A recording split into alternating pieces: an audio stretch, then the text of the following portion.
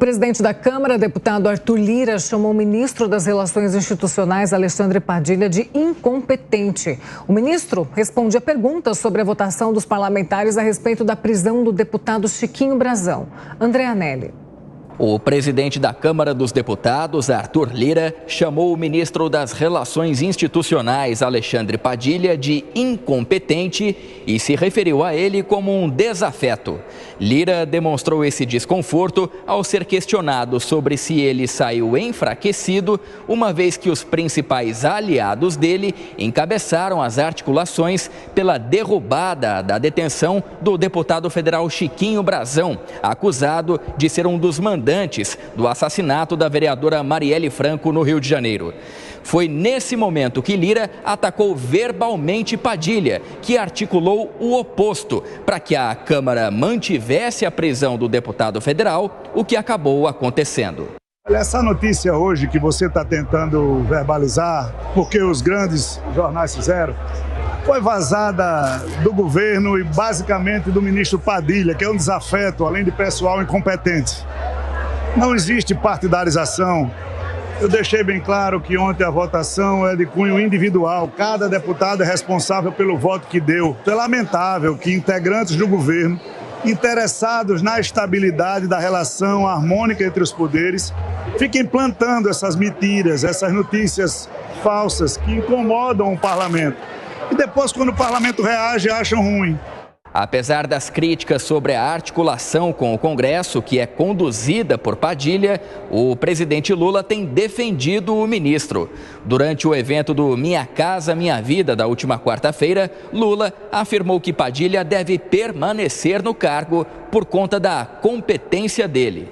Nesta quinta-feira, o próprio Padilha postou esse trecho do discurso de Lula nas redes sociais. Isso depois dele ter sido agredido verbalmente por Lira. Mais espinhoso no governo.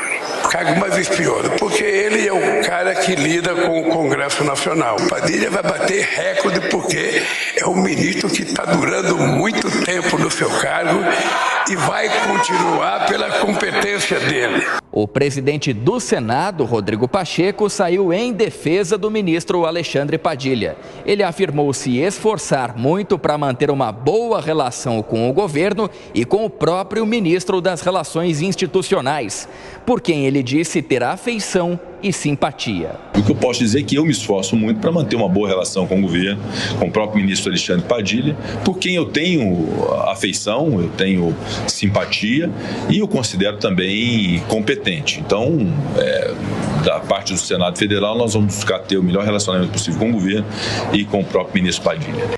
A má relação entre Lira e Padilha teve início bem antes do caso Chiquinho Brazão. O presidente da Câmara, por exemplo, chegou a sugerir a demissão de Padilha e tem atribuído a ele a culpa por dificuldades enfrentadas pelo governo na construção de uma base de apoio no Congresso Nacional. De Brasília, André Anelli. Pois é, a gente vai conversar um pouquinho com a Amanda Klein, com o Cristiano Vilela, a respeito disso que acabamos de acompanhar. Só queria recordar que esse elogio a que o André Anelli se refere, feito na quarta-feira pelo presidente Lula ao ministro Padilha, foi republicado nas redes sociais do ministro Padilha há 14 horas, portanto. Então, ou antes das 7 da noite de ontem, né? Depois da declaração do presidente da Câmara, Arthur Lira, numa evidente resposta. Ele até diz aqui: agradecemos e estendemos o reconhecimento de competência ao conjunto de ministros e líderes, vice-líderes e ao conjunto do Congresso, sem os quais não teríamos alcançado resultados elogiados pelo presidente Lula, com a aprovação da agenda legislativa prioritária para o governo e para o Brasil. Ele republicou o elogio, portanto, depois desse petardo dado pelo presidente da Câmara dos Deputados, Arthur Lira.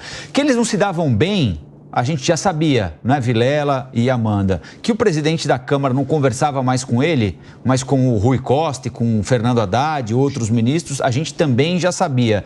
Ele verbalizou isso pela primeira vez, aparentando inclusive raiva, incômodo, né? A gente está assistindo ao canto do cisne do Arthur Lira, que está em fim de mandato e tem oponentes importantes ao candidato preferido dele à sucessão na Câmara? Ou estamos assistindo ainda à potência da voz de alguém muito poderoso que pode provocar problema para o governo no plenário da Câmara daqui em diante? Amanda, bom dia. Bom dia, Colombo, Vilela, Paula, bom dia à nossa audiência. Colombo, tem para mim que a gente está assistindo ao canto, ao incômodo de alguém que está prestes a perder poder, aliás, que já está vendo o seu poder ser erodido, e de alguém que ficou muito incomodado com uma derrota que teve na quarta-feira, porque ele apostou que conseguiria arregimentar ou liderar esse movimento, não de forma explícita, mas de forma implícita, da manutenção, ou melhor, da libertação de Chiquinho Brazão. Tanto é que seu principal aliado, seu candidato à sucessão à Câmara dos Deputados, Elmar Nascimento, verbalizou na terça-feira, disse que orientaria o partido a votar, a União Brasil, a votar contra a manutenção da prisão, ou seja, pela soltura de Chiquinho Brazão. E essa estratégia deu errado. E deu errado por quê? Porque o governo entrou em campo. Depois do governo ficar 2 semanas ali, meio atordoado, acomodado, achando que eram favas contadas que a prisão de Chiquinho Brazão seria mantida, foi pego de surpresas com um movimento crescente na Câmara, muito forte mesmo na terça-feira. A gente já monitorava isso nos bastidores, do Centrão se aliando à direita bolsonarista para soltar Brazão. E aí você teve uma inversão completa de papéis, porque os punitivistas, que sempre acham que bandido, aderem àquele discurso de que bandido bom é bandido morto, de que o Código Penal tem que ser mais duro e as prisões têm que ser mais prolongadas, de repente estavam advogando pela soltura de um suspeito de crime bárbaro cometido há 6 anos, como Chiquinho Brazão, e o pano de fundo disso era dar um recado ao STF, principalmente Alexandre de Moraes, e Lira embarcou nesse movimento e liberou seu principal aliado, seu candidato à sucessão, Elmar Nascimento, para votar a favor da soltura, mas isso não deu certo. E, em parte, não deu certo porque o governo entrou também.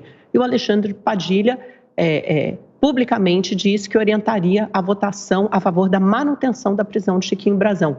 Nessa queda de braços, Lira acabou perdendo e ele sentiu a derrota, ficou muito explícito aí nessa sua fala dura contra Alexandre Padilha. Agora, o que a gente tem que observar nas próximas semanas é qual efeito, quais consequências isso terá para votações no governo. Isso pode ter algum tipo de retaliação de Lira? É isso que a gente tem que observar. Bom dia, Amanda, Paula, Colombo e todos que acompanham o Jornal da Manhã aqui na Jovem Pan. Olha, eu vejo de uma forma diferente. Eu vejo que o presidente da Câmara dos Deputados, ele ainda está na plenitude do seu mandato. Estamos durante um semestre que é estratégico, que é muito importante, embora o ano seja curto, mas até o meio do ano existe a necessidade de pautar temas importantes, especialmente na área econômica. Eu sinto que o ministro Padilha, mais uma vez, demonstrou que não tem habilidade suficiente para contornar todos os elementos que são necessários ao seu cargo. Veja que, num primeiro momento, fez, mais uma vez, direcionou a sua atuação política, a sua atuação de fala, no sentido contrário àquilo que estava sendo inicialmente empenhado na sua palavra com os demais deputados, especialmente com Arthur Lira, no sentido de tentar criar uma crise artificial, uma derrota artificial para Arthur Lira nesse momento e tentar demonstrar um fortalecimento do governo nas negociações do Congresso e um enfraquecimento do presidente da Câmara ou da oposição. Essa medida não deu certo, Arthur Lira, inclusive, expôs essa medida e isso demonstra, mais uma vez, que o ministro das Relações Institucionais, que deveria ser a pessoa que dialogaria com os demais poderes, infelizmente, acaba não conseguindo ter esse diálogo, ter essa posição, e vai chegar uma hora que nem o presidente Lula vai conseguir sustentá-lo no cargo.